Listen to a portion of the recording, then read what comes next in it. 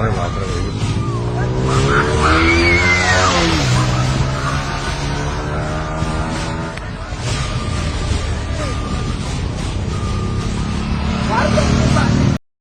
শেখ হাসিনা এবং খালেদা জিয়া এই দুজনকে বাদ দিলে এর পরের টিয়ার থেকে প্রত্যেকটা নেতাদের, দুই দলের নেতাদের সম্পর্ক ভালো, একসাথে ব্যবসা করে, একসাথে বিয়ে শাদী দেয়। এর ছেলের বউ ওই নেতা, মানে বিএনপির ছেলের বউ হচ্ছে আওয়ামী লীগের নেতার মেয়ে, আওয়ামী লীগের নেতার ছেলের বউ হচ্ছে বিএনপির নেতার মেয়ে।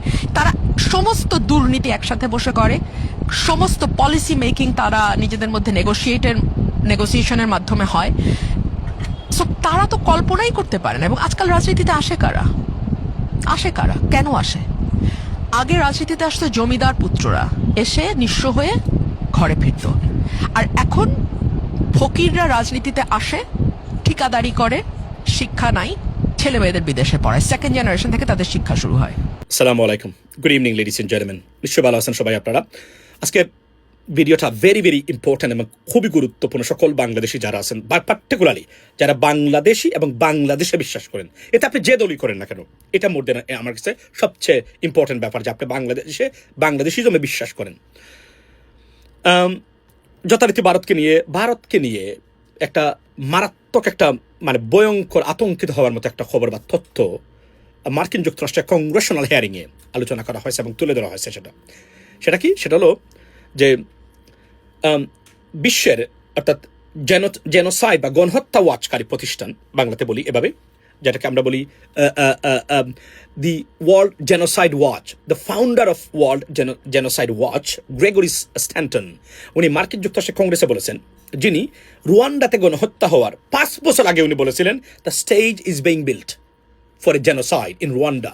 উনি বলেছেন একই শব্দ যে ভারতে মুসলমানদের বিরুদ্ধে এবং খ্রিস্টানদের, পার্টিকুলারলি মুসলিমদের বিরুদ্ধে গণহত্যার মানে স্টেজ তৈরি করা হচ্ছে, অর্থাৎ গণহত্যা পরিচালিত হবে মানে এদের বিরুদ্ধে ভারতে। এটা চলছে এখন ভারতে এবং আয়োজন চলছে। এটা নজিরবিহীন আতঙ্কিত হওয়ার মতো খবর। I am not spreading fearmonger, but I think আমরা যদি দেখি তাদের বর্তমানে যা হচ্ছে, it clearly suggesting that something going to happen. এবং এইটা নিয়ে আমি ব্যক্তিগতভাবে আমার ভিডিওতে আলোচনা করেছি যে the desperation of India is enormous, particularly in regards to Bangladesh.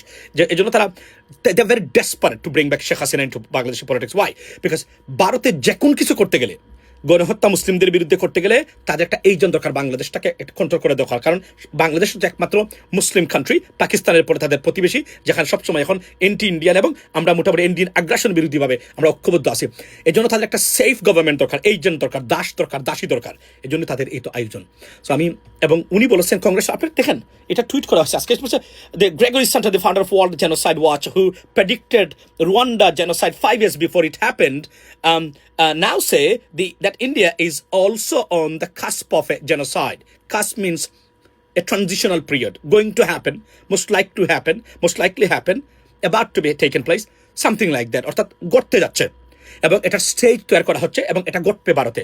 Guys, এটা একটা আতঙ্কিত এবং অ্যালার্মিং নিউজ। এবং আমরা মনে করি ভারতে বর্তমানে মোদি গভর্নমেন্টের মতো ফান্ডামেন্টালিস্ট গভর্নমেন্ট, আরএসএসের যে উগ্রবাদীরা যেভাবে বর্তমানে বেপরোয়া বা বেসামাল এটা ঘটতে যাচ্ছে, এবং বাংলাদেশে সমূহ মানে বিপজ্জনক পরিস্থিতি সৃষ্টি করার জন্য তারা এই কাজগুলো, এবং তারা এই এন্টার এরিয়াকে ডিস্টেবিলাইজ, পার্টিকুলারলি আমি আপনাকে বলি, ভারত একসময় মনে করতো যে আমরা কন্ট্রোল করবো বাংলাদেশকে আমাদের এজেন্ট দিয়ে।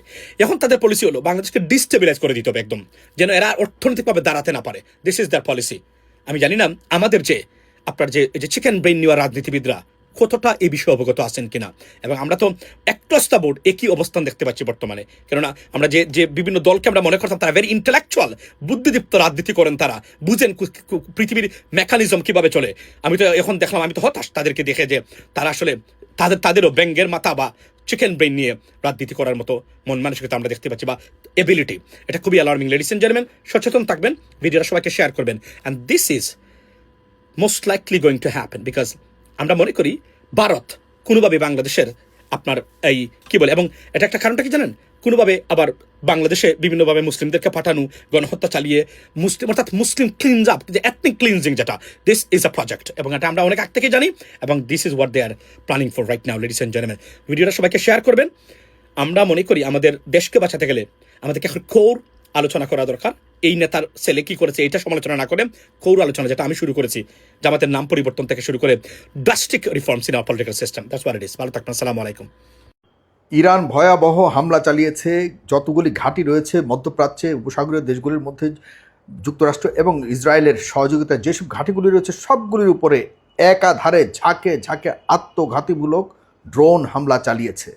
ভয়ঙ্কর ড্রোন হামলা চালিয়ে জর্ডানে থাকা আল হাসান যে ঘাঁটিটি রয়েছে সেখানে প্রায় তাদের বিমান বাহিনীর বিশাল ঘাঁটিকে তছ নচ করে দিয়েছে এবং তারা বলে দিয়েছে যে হরমুজ প্রণালী কোনোভাবেই ইরানের হাত ছাড়া হবে না। আপনাদেরকে একটু বলে রাখি, আমার যদ্দূর মনে হচ্ছে আসলে প্রতিনিয়ত ট্রাম্পের তো আসলে কোথায় কিভাবে কি চায়, তার গন্তব্য কি, এটি ট্রাম্প নিজেও জানে না এবং যুক্তরাষ্ট্রের প্রশাসনও জানে না যে তারা আসলে কি চাচ্ছে এই যুদ্ধ থেকে। আমি যতটুকুই বুঝতে পারলাম, ইরানও বুঝতে পেরেছে আসলে ট্রাম্পের এই যে যুদ্ধবিরতি খেলাটা চলছে এটি আসলেই, যতটুকু বুঝতে পারছি, হরমুজ প্রণালীকে তারা দখল করতে চায়। তাদের মূল লক্ষ্য কিন্তু পারমাণবিক অস্ত্র নয়, পারমাণবিক অস্ত্রের উসিলায় তারা এই হরমুজ প্রণালীকে দখল করে এখানে তারা পার্মানেন্ট একটা বিশাল ইনকাম করতে যাচ্ছে। এখানে এই টোল আদায়ের মাধ্যমে তারা চাচ্ছে এই অঞ্চলে হরমুজ প্রণালীকে দখল করে এই অঞ্চলে একটি ভিত গড়তে এবং হরমুজ প্রণালী থেকে তাদের যত খরচ আছে সব কিছু উঠাবে এবং এই মধ্যপ্রাচ্য, পুরো মধ্যপ্রাচ্যকে একটা দখলদারিত্বের ভয়াবহ একটি পরিকল্পনা এখানে বাস্তবায়ন করতে ইরান বুঝে গেছে। ইরান আজকে কি বলেছে জানেন? ইরানের সর্বোচ্চ ধর্মীয় নেতা জনাব মুস্তফা আলী খামেনির উপদেষ্টা রেজাই সাহেব বলেছেন যে আমাদের কাছে যে হরমুজ প্রণালী রয়েছে এটি কয়েকটি অ্যাটম বোমার সমান শক্তিশালী। আমাদের পরমাণু কয়েকটি যে ইউরেনিয়াম সমৃদ্ধকরণের যেসব প্রসেস রয়েছে এগুলি যত কিছু আছে সব কিছুর চেয়েও মূল্যবান হলো এই হরমুজ প্রণালী। যে কারণে তারা বলেছে যে কোনো মূল্যে তারা হরমুজ প্রণালীকে হাত ছাড়া করবে না। এবং যে কারণে এখন হামলাটি হয়েছে, আপনারা জানেন যে যুক্তরাষ্ট্রের ইঙ্গিতে তাদের ষড়যন্ত্রের অংশ হিসেবে পৃথিবীর বিভিন্ন দেশের কিছু কিছু জাহাজকে তারা ইরানের নির্দেশিত যে রুট রয়েছে সেই রুটের বাহিরে গিয়ে হরমুজ প্রণালীর উপর দিয়ে জাহাজ পারাপার করছিল। এগুলির উপরেই কিন্তু ইরান হামলা চালিয়েছে। কারণ হলো স্পষ্টভাবে হরমুজ প্রণালীর বিভিন্ন ধরনের রুট এবং দিক নির্দেশনা দিয়ে রেখেছে যে যদি এদিক থেকে যে কোনো ধরনের শিপ এখান থেকে পারাপার হয় তাহলে অবশ্যই IRGCর নির্দেশনাকে মানতে হবে, আদারওয়াইজ তাদেরকে টার্গেটে পরিণত হবে, লক্ষ্যবস্তুতে পরিণত হবে। এবং সেটি করেছে।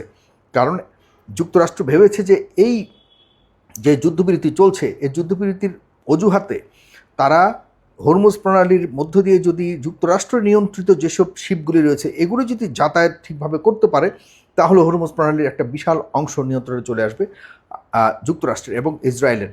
এটি ভয়ঙ্কর একটি পরিকল্পনা যেটিকে রুখে দিয়েছে ইরান। যথাযথভাবে তাদের অ্যাকশন নিয়েছে এবং যথাসময়ে অ্যাকশন নিয়েছে।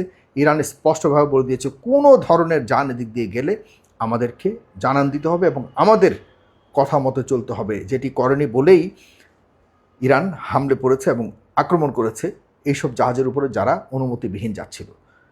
বিনিময়ে ইরানের উপরে ভয়ঙ্কর হামলা চালিয়েছে, এতে কোনো সন্দেহ নেই ইরানের ব্যাপক ক্ষতি হয়েছে। কিন্তু ইরান তো বলেই দিয়েছে যে ভাই আমরা যুদ্ধ করব, তোমরা যত কিছুই করো আমাদের কোনো ধরনের ইউরেনিয়াম এনরিচমেন্ট যে প্রজেক্ট রয়েছে সেটিও যেমন আমরা কোনোভাবে তোমাদেরকে হাত দিতে দেব না, আমরা আমাদের পরমাণুকেও তোমাদের হাত হস্তান্তর করব না। আমাদের 14টি পয়েন্টস রয়েছে, যে 14টি পয়েন্টসের উপরে সমঝোতা স্বাক্ষরিত হয়েছে সেগুলির ব্যাপারে আমরা 60 দিন হাতে আছে, এগুলো নিয়ে আলোচনা করব, সব ঠিক আছে।